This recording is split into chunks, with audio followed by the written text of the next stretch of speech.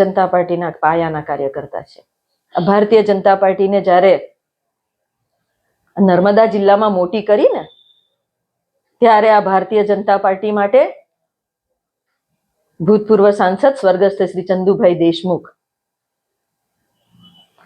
બલાભાઈ વસાવા, બાલુ નાનાભાઈ તડવી, સુરપાણભાઈ, નટુ વાંજી, આવા અનેક કાર્યકર્તાઓએ પોતાના જીવનનો ભોગ અને બલિદાન આપ્યા છે આ પાર્ટીને મોટી કરવા માટે, સમયનું દાન આપ્યું છે.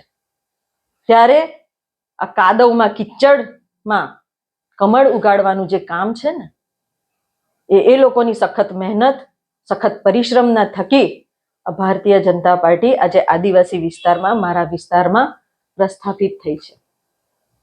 ત્યારે મારે પૂછવું છે મનસુખભાઈ વસાવા સાહેબને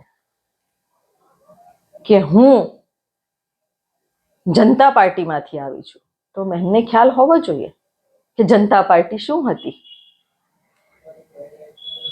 1977માં મુખ્યમંત્રી શ્રી બાબુભાઈ જસભાઈ પટેલ અને કેન્દ્રમાં મોરારજી દેસાઈ સાહેબ જ્યારે વડાપ્રધાન હતા ત્યારે ગુજરાતમાં જનતા પાર્ટીનું શાસન હતું અને જનતા પાર્ટી એ ભારતીય જનતા પાર્ટીમાં વિલીનીકરણ થયું હતું.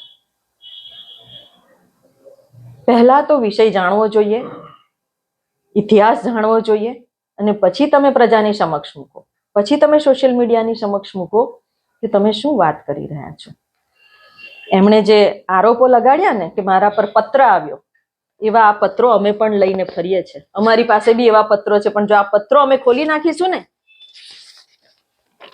તો નર્મદા જિલ્લાનો એકે એક વ્યક્તિ આ પત્રોના માધ્યમ થકી આખી એમની જે વાત છે ને,